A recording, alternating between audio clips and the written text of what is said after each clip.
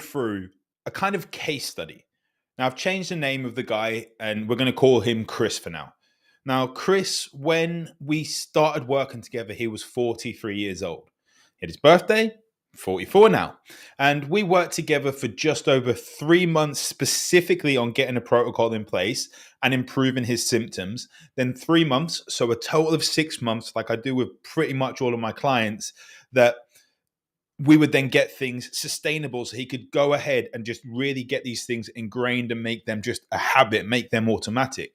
But Chris, 43 years old, he had 2 kids and they were both pretty young, wife and like your standard family. He was running his business. Now he had a SaaS business and he owned his business. What he kept saying was that he was pushing hard in order to leave a legacy for his kids. How many times do we hear that we want to leave a legacy or we want to leave something, we want to be able to provide for them? And I just kept saying to him that if we don't provide for you for your health, then how are we going to leave that legacy? But also, what about now? Being someone whose father died, my dad died when I was 15, he was 47 years old, pushing himself in his business, stressing himself out. Now, Chris found that he was dipping with his energy levels. His energy levels were dipping at around 10 a.m. and he needed more caffeine to focus. He would get up early. He would get up at around 6 a.m., literally needed caffeine. He actually had one of those really posh coffee machines that makes it all. You can just put the timer on and it's there when he wakes up. So he'd wake up, his caffeine would be there, and he'd have that. He would look through social media, get ready for work, have his breakfast, go to the office, and get going. He'd have a couple of meetings and he needed more caffeine to focus. And he said that he used to be this really healthy guy. He'd got a little bit of a belly going on now, but if you looked at him, you wouldn't think that he was overweight or unhealthy, shall we say. But he used to go to the gym a lot. And now he did not have he did not have the energy to do so. And he said that I want to go at the end of the day before I get home because my kids that they've got classes, so we've got that until 6 o'clock. So I want to finish work around 4:30, get to the gym, do a 45-minute session, and be there to pick them up at 6 p.m. But the problem was that even though he wasn't doing physical activity, the work he was doing, he was drained, literally drained, that he could not go at the end of the day.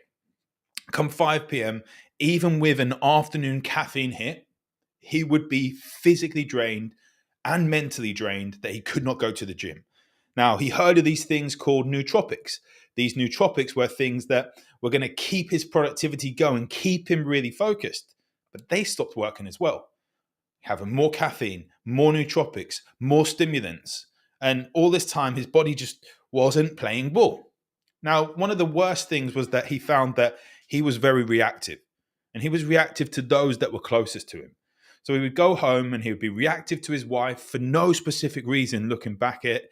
And it wasn't a physical violence, but he was angry. And to his kids, he would just flip out for no specific reason. And then adding to the worst, the bad bit about it is that he would have extra work to do when he got home. Because his brain wasn't working effectively through the day, he was that tired that he would not be able to then get the work done then. So he had to take his laptop home from the office and get stuff done then. When he should be spending quality time with his family, an hour or two, dinner time, watching some TV or playing some games with his kids, then spending some time with his wife. But he usually actually had to go to bed early because he used to get migraines, killing migraines that would just be really tight, that just wouldn't relieve. Now, these migraines, then he'd have to go to bed, but he would then get more stressed because he had more work to do, which was obviously catch-22 situation. I'm stressed out because I've got extra work to do. My brain isn't working. I've got a migraine. I need to sleep. I can't see the family. And then adding to that as well, his motivation was just going. He was pushing with work, but the motivation wasn't there because all the things that he'd tried in the past hadn't worked, and his sex drive was low. So you can imagine that he was thinking that it was testosterone issues and all these sorts of things, that he's getting to like 43 years old, like his testosterone must be lower. But he'd been to a doctor. And he said, there's nothing wrong with you. Went to a therapist, had sessions. There was nothing wrong with them from the blood test that they looked at.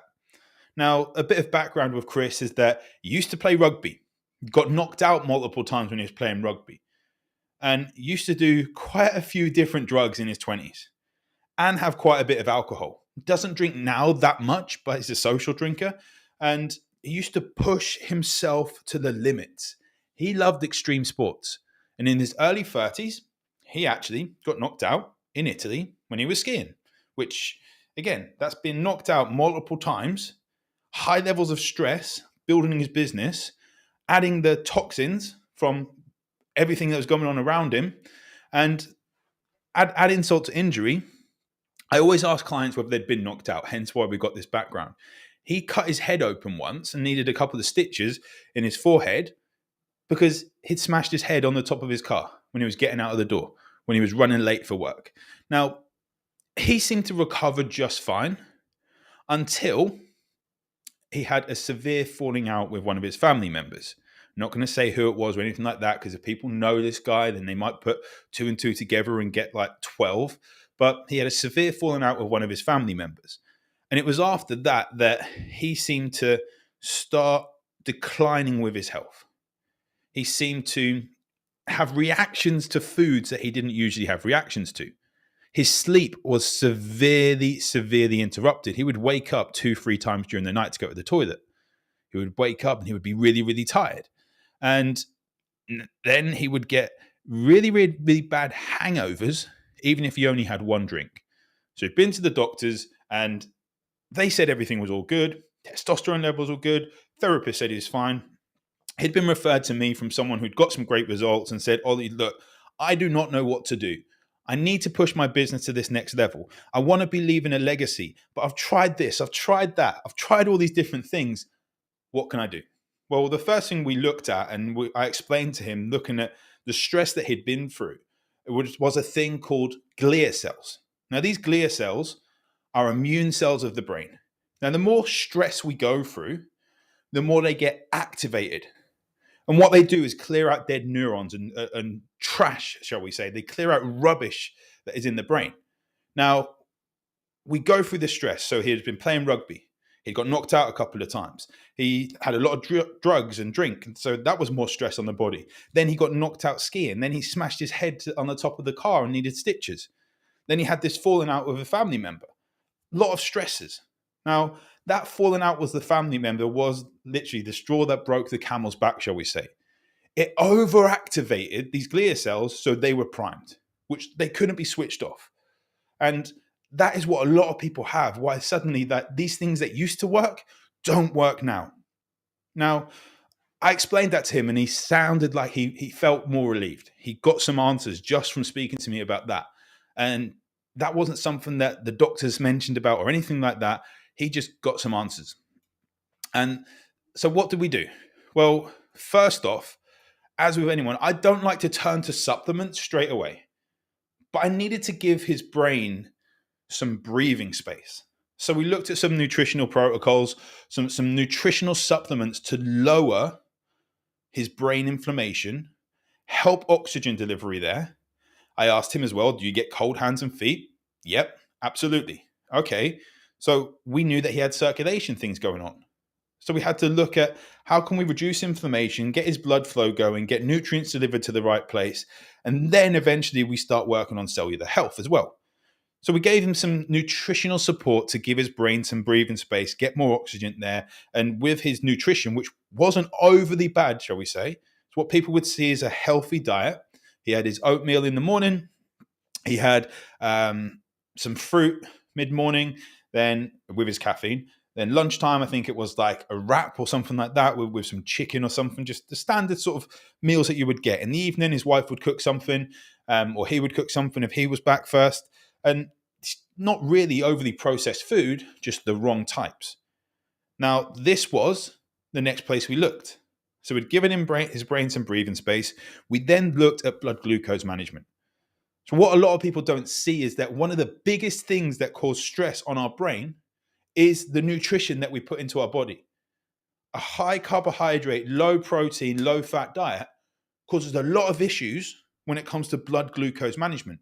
It sends us on this roller coaster. So the first thing that Chris was doing was he'd have this blood glucose spike with his oatmeal with some fruit in there without very much protein, spiking up high.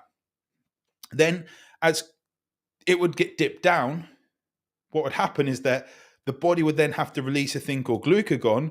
And if his adrenals weren't functioning as effectively as it could, and this glucagon, or this signal into his adrenals weren't as good as it could do, this glucagon wasn't getting released. So he found that he became shaky and lightheaded. So then it was epinephrine, adrenaline was released, which is stressful. The glucagon wasn't releasing. Cortisol was supposed to be releasing the stress hormone, but then adrenaline was released. All these things that were kicking these stress systems in his body, which psychologically was already really, really stressed. So we had to work on his glucose management. And that was simply adding a protein shake with that oatmeal, not cutting the carbs out completely. Then at lunchtime, making sure he had enough protein there, some nuts as a snack rather than fruit, literally just pushing himself to have more protein throughout. Then we saw that there was a reaction to gluten and certain cross-reactors to gluten. So things like dairy, some wines were cross-reacting, corn, certain cross-reactors to gluten. Now, what's good to notice is that if you don't have a reaction with gluten, it's probably best not to cut it out because we could lead to other glucose issues further down the line. Now, we made sure that he was getting a good routine.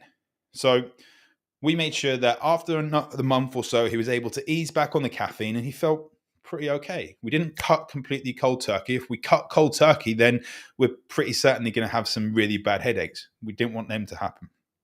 So we cut back on the caffeine. Seemed that he was fine. Now he doesn't need it. He has it when he wants it. There's a difference there. And then we looked at switching his protocol around. So we had these nutritional strategies to reduce brain inflammation and to give him some extra oxygen, some extra nutrient delivery. Then we started focusing on antioxidants. We started focusing on cellular health and working on his mitochondria. And there, really, we did notice a difference. One of the problems he had was that his body wasn't able to detoxify effectively.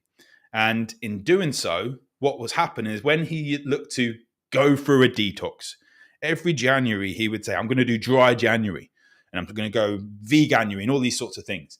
So toxins would start moving about in the system and then he would get sick because his body wasn't able to detoxify.